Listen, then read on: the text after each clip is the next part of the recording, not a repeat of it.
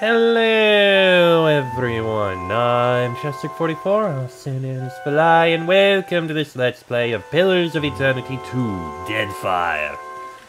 Last episode, I believe we'd explored through quite a bit more of this area, going through the tavern, or... yeah, I think we'd gone through the tavern and the Valian Trading Company headquarters. We still have to explore this area here, and the entire area has turned to night. That said, we're gonna take a look over here, see if there's anything at the moment, because there is someone we need to look for in order to deal with the Valeras and the Bardatos, and see if we can handle them. I would like to finish up this quest, but I can't right now. I imagine we'll be able to finish it up when day shows up. A giant? One of the raccoon?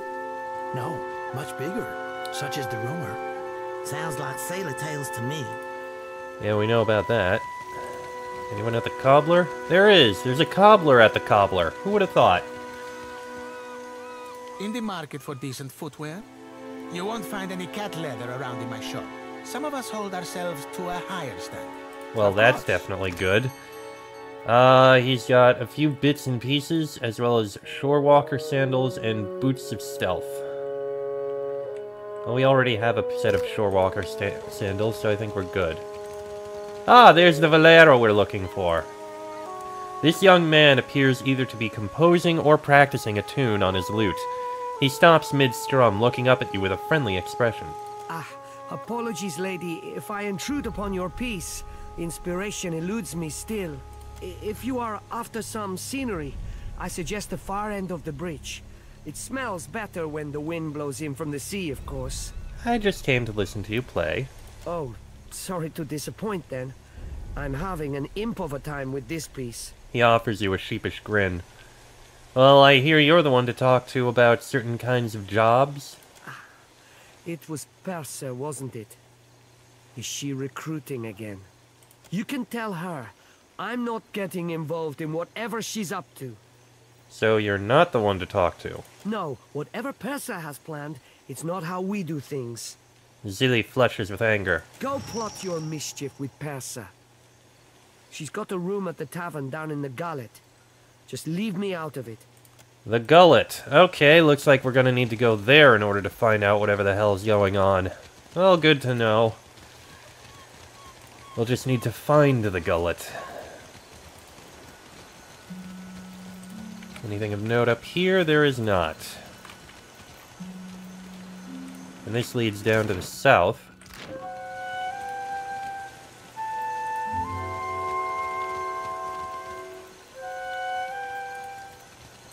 Anything up on this one?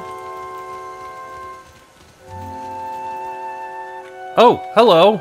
Imps! I didn't expect to see a bunch of imps here. Sure, kill them.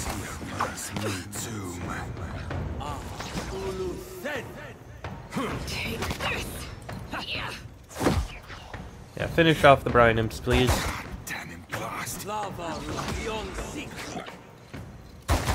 There we go. Okay, just a bunch of random imps decided to show up. Sure, why not?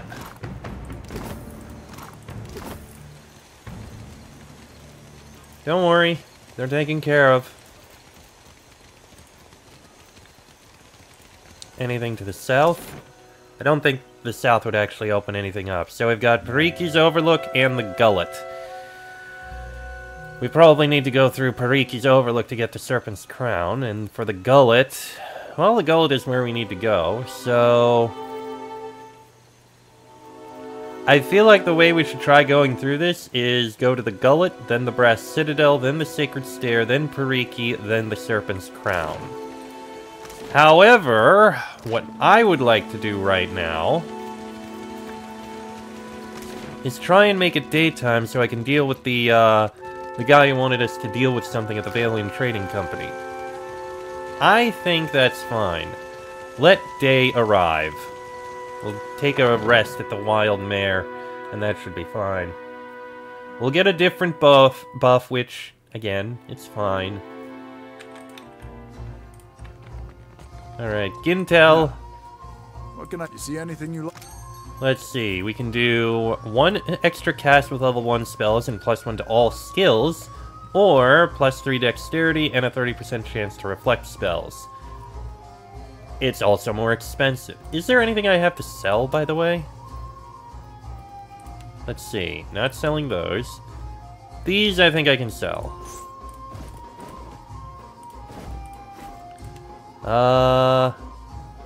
That might be useful in the future. I can sell the trap. I think that's drugs. That is all food and ingredients. Random items. Okay, I think that's all I'll sell for now.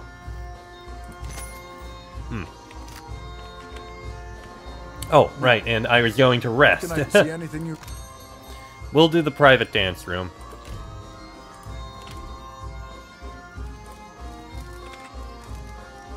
And it should be almost day by now, if it is not yet.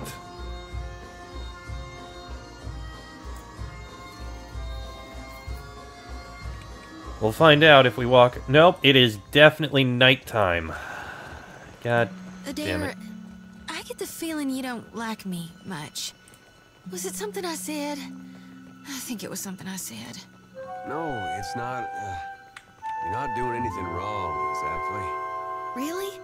I mean, you tell me if you had a problem, right? If I'd bothered you this whole time? It's nothing personal.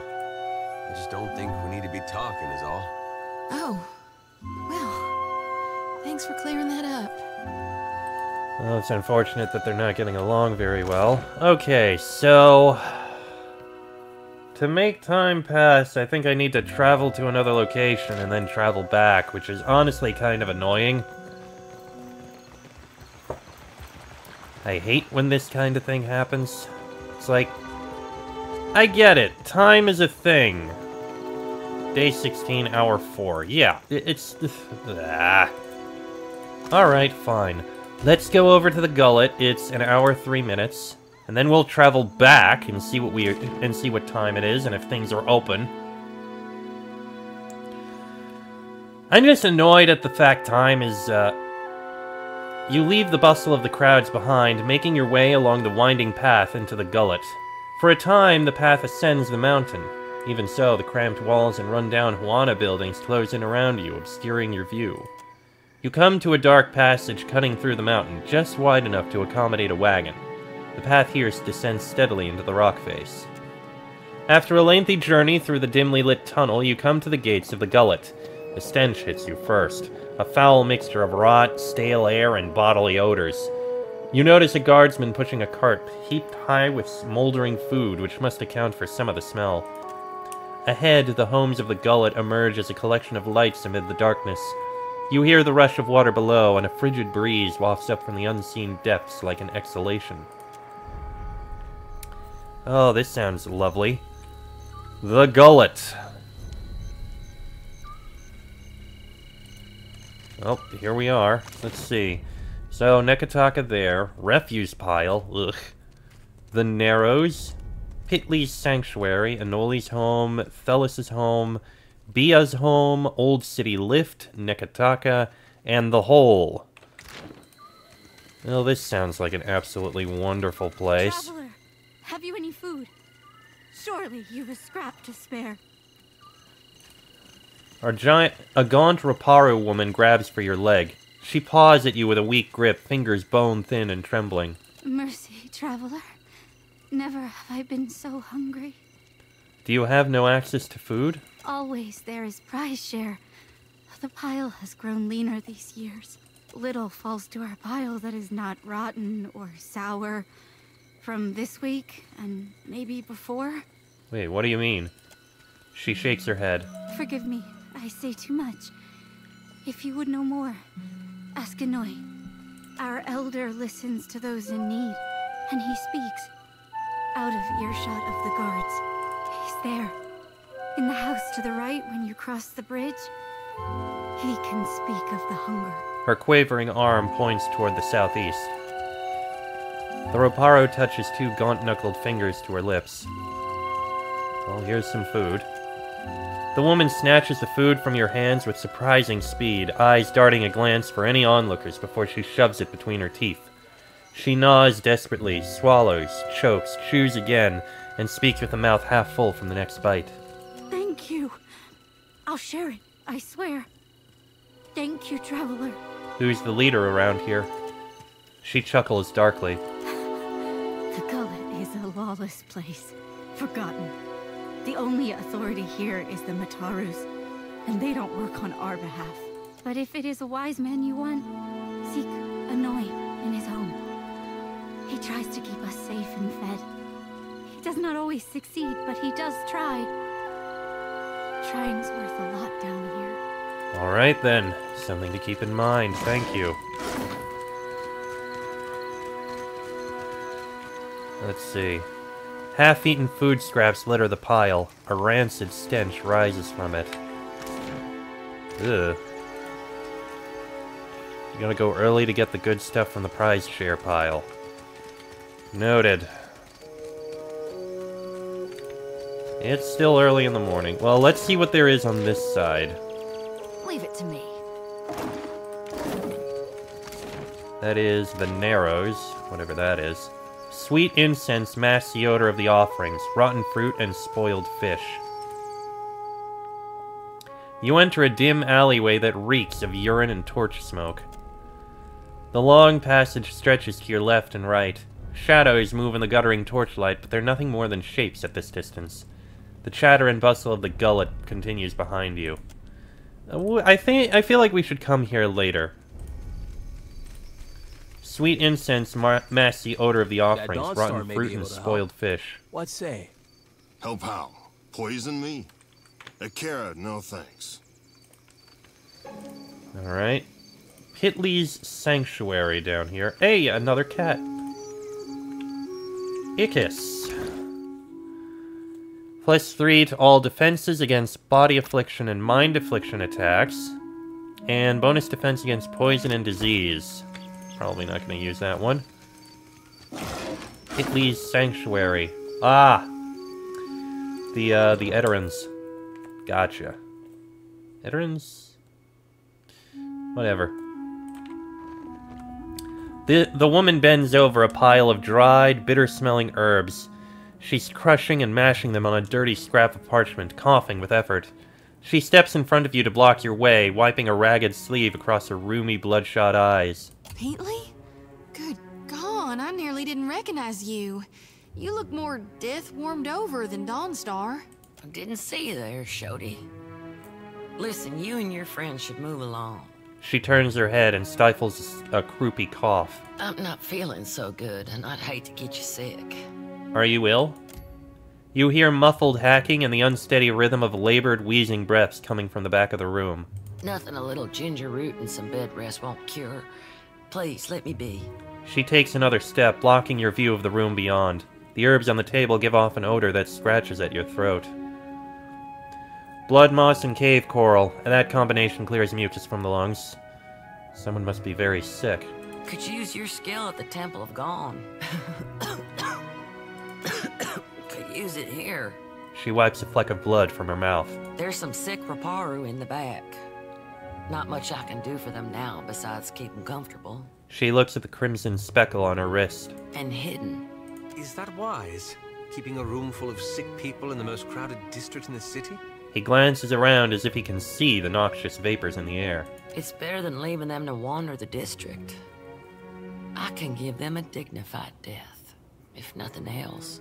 Why are you hiding sick people? Because they've got Drowner's lung. Spreads like gossip and kills even faster. What's Drowner's lung? A gift from the Valians. She scowls, damming the room from her eyes. Fills your lungs with fluid. Gets you coughing all the time, trying to clear them. One of my patients coughed so hard, she broke a rib. Yee. Eventually, it gets so bad, you can't hack it out. You just lie there, struggling for breath, until you choke on your own phlegm. I hear it's a long, hard end. She trails off for a moment, a distant look in her wandering eyes. Yeah, that does not sound pleasant at all. I heard some Raparu had gotten sick, so I brought them here to care for them. City healers don't come down here. She frowns and gives her nose a vicious swipe. Realized what it was when I heard the rattle in their chests. The way they gasped for air. She wipes the back of her hand on her leg and shoulders. Only cure is an elixir made with pine seed oil. It costs a lot, though not nearly as much as an epidemic. Still, if news of this outbreak gets out, these poor souls will get tossed into the old city. No one with any money in Neketaka spends it on the Raparu. I see. Is there any way to get a cure? You can get nearly anything on Delver's Row. Only trouble is finding it, and paying for it. Unfortunately, the children of the Dawnstars don't have many connections in this part of town. She turns away, whooping and hacking into her arm. But you might. Not meaning any offense, just that you seem like someone who's comfortable on that side of town. Gee, thanks. If not, I bet you could find someone at the tavern who knows where Delver's Row is. Criminal types like to wet their throats after a long day of lying, cheating, and stealing. So, aside from that, what interest do the children of the Dawnstars have in the gullet? About the only honest one. The Raparu here are treated like garbage. Even made to eat garbage from that scrap heap opposite the lift.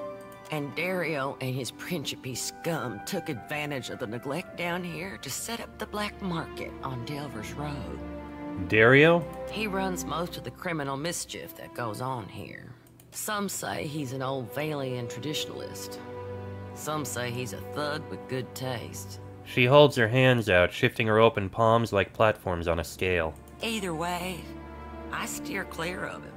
She shivers, whether out of fear or illness, you couldn't say.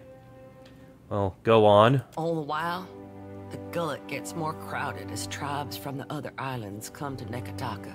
Some are driven from their homes by pirates, raiders, even trading company thugs. Others hear stories of the foreign wealth pouring into the city. What they don't realize is most of it flows between the foreigners and the palace. She makes a circular motion with her finger. So the Dawnstars are helping out. As best we can. Most of us came from Raid Saris after the Vorlis Plot and the Saints War. Or we were born to families that did. We remember what it's like to scrape by. Her eyes stray to the strained and spotted floor for a long moment. Well, then maybe Delver's Row spreads some of the wealth down here. That's what Dario and his people say. They recruit Raparu to sneak things from the docks, report on meetings between traders. I can't blame the Raparu. Not when the alternative is eaten from a trash pile. But I don't trust these Principe any more than I do the trading companies. She folds her arms, shaking her head. Difference being, lass, the Raparu be their customers and confederates alike. To the company bilge barnacles, they be only product. Seraphin taps the end of his snout. And whenever the city authorities finally crack down, the Raparu will be caught in the middle. I see. Some days, I think maybe this is why Aethys brought us to Deadfire. So we can do some good. Other days, I'm too damn tired. She arches her back, popping her spine. Well, thank you for the information. Farewell. Let's see. Why not? Scrawled prayers summoned who want a script are stashed in the shrine. A bitter-smelling sludge fills the cups.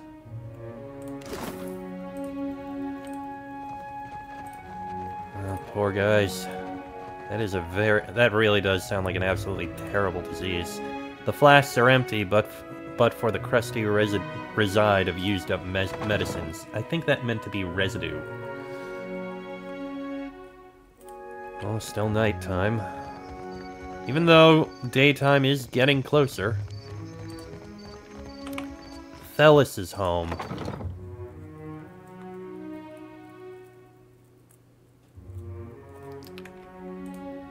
Nobody here. At least not now.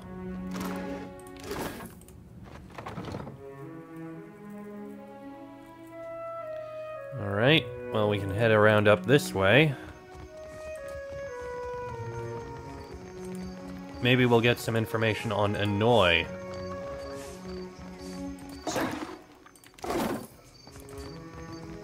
Let's go into his home, see what we hear.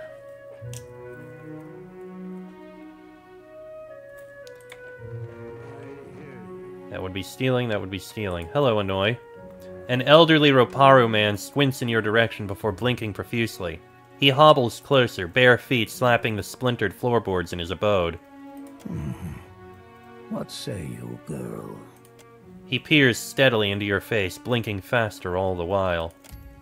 The man's arms are thin as sticks. What teeth he has are yellowed or black from years of malnourishment. Can you see me? How do you know who I am? I see much and many things. I simply do not look with these eyes in the same manner that others do.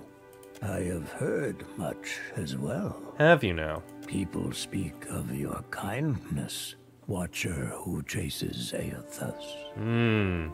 I also hear the Raparu's heartbeat, grown thready and pained. Now a Watcher comes to the gullet, as Amira has shown me you would. Actually, a starving beggar sent me to speak with you. His lids half closed, heavy with thought. The Raparu are being crushed from the top. We starve so slowly. It is an agony. No one deserves to suffer. Not like this. The old man shrugs. This is the Juana way. The fish of our nets are drawn for the tribe. The fruit of our fields, too, is reaped for the tribe.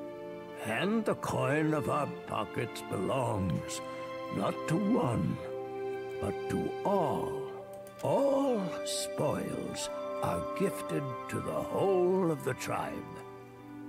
The tribe then partakes from the top down, from the most deserving to the least. Ah, so it's a caste system. Why are the Roparu the least deserving, the last to partake of the tribe's spoils? The Mataru risk their lives to protect the tribe. The Kwaru provided skilled goods and services. Highest class warriors and priests. Kwaru are the artisanal and merchant class. The tribe takes care of the Raparu more than we contribute to the tribe. Gotcha. Or it did, before our numbers swelled too large. So it's nobles at the top, the merchants and artisans in the middle, and then the laborers at the bottom. Yeah, that sounds pretty accurate.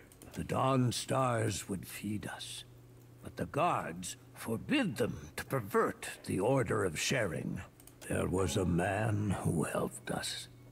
A soft-hearted pirate named Ulug. He worked with a Principe captain. Mad Morena, they call her. To bring us food from the black market. But for days now, we've had nothing. What had happened? Ulug was never late with his shipments. Always very conscientious. A good boy. For him to disappear for several days without word, he must be dead. The Queen refuses to increase our share of the prize share. Without Ulug's shipments, we will surely starve. I am asking you, what else can we do? Well, you need an advocate. I can speak to the royals of Serpent's Crown on your behalf. Perhaps you can achieve what those of my caste cannot. Gain us favor with the crown, and always we Roparu will be indebted to you. How else can we resolve the food shortage? If we cannot convince the Mataru nor the Principe, I believe the Dawn Stars may help us. Peatly is a child of the Dawn Stars, and has become the Gullet's most cherished healer. I believe she would willingly hear your request for charity. Speak. and I will listen. Well, I am looking for a place called Delver's Row. You mean the black market that lies nestled in the depths of the Narrows? The guards do their best to stomp it out, but they are a single boot against 1,000 ants. Ah, them pox-riddled arbor hogs would be better served taking towels to the sea, for all the drying they give it. Okay, that's a nice one. The old man nods. I do not know how to get there, but someone at the tavern might.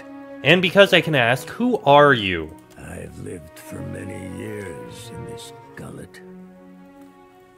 My skin and bones have withered with each year, twisted harder, so that the Raparu now call me Taki Takiri. Though you can see, I am not very big or much sturdy. If a dispute arises within the gullet, I will see it resolved. That I can promise you. So you're the elder that everyone respects more than anyone else. Got it. Tell me about the gullet. What's the history of this place? Both time and tragedy have rotted the gullet into a place of filth and crowdedness. Once, we Raparu lived in a fine neck of the city. That time has fallen. And with it, the ruins of our old city under Neketaka. Long before the foreigners swarmed us, a sea quake rumbled our city, and the mountain cratered down. Oof, that couldn't have been good. Many cried to Andra, and were swallowed for their efforts. His dead eyes flicked side to side. Now the Mataru send us into the ruins of the old city to be punished. Within that pit lies darkness and death. Not silence, but an end. I see. Well, farewell. So, now we know a bit of that. Still need to figure out how to get through the Narrows. Still only hour 6. They took him. For what? Bataro's the second this month. And they say the pittings aren't increasing. Do they lie to themselves or just to us? Hard to At say. this rate, who'll be left to suffer the Mataru's ire? A damped, musky draft billows up from the chasm. And we have Biha's home here. Is there anyone in here?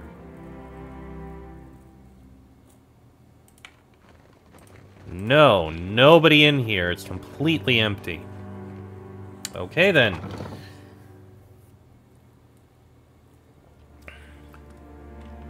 Aside from that, we've got the hole over here. Neketaka leaving. Shodi.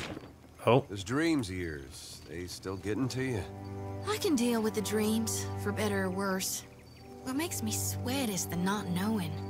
What happens when I stand face to face with my God, and he reveals what he intends for me? What if it's not as I thought? Yeah, I've had thoughts like that for a long time.